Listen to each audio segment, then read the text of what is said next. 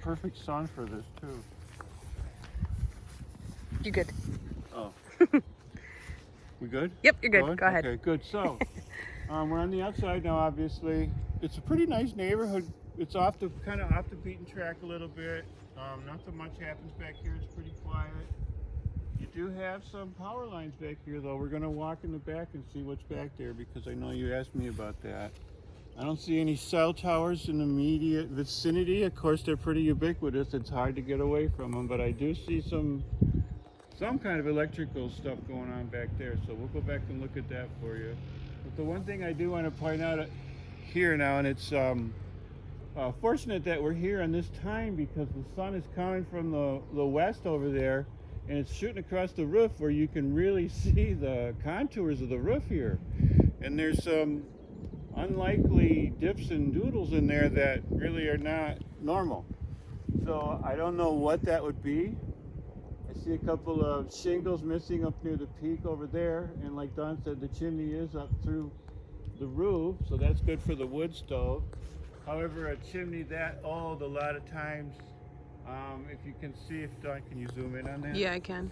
A lot of times a chimney that old will have to, if you can see that the mortar comes out in between the bricks and that the bricks kind of tend to deteriorate from being run through the freeze-thaw cycle so many years, that needs to be either repointed or sometimes you need to take it right off. So that could be somewhat of an issue. It doesn't look like it's really bad, like it's not going to fall down imminently, but that could be an issue moving forward.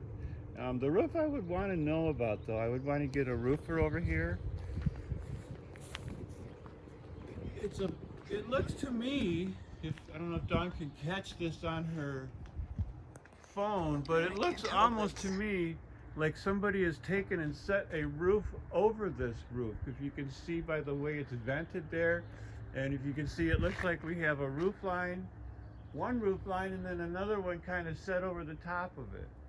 There's another row of venting here. So I would want to know why that's like that. You can't really see it from the inside because it would be sitting right on top of it.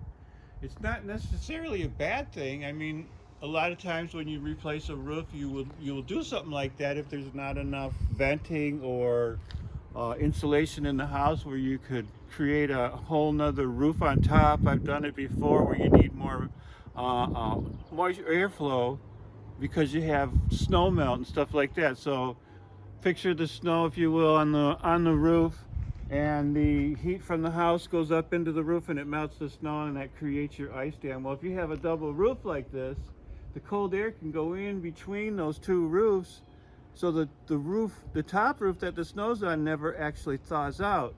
The heat doesn't quite get up there because there's air flowing underneath. So it could be something really good. If it was me, I would want to have somebody with a little more expertise come and look at that and see why that's like that, and put a ladder up there and see why that contour is in the roof like that. So that being said, the shingles probably got another half a lifetime left in it, so maybe 10-15 years, something like that. You can see the windows that have not been replaced. That's the kitchen, that's that dining room.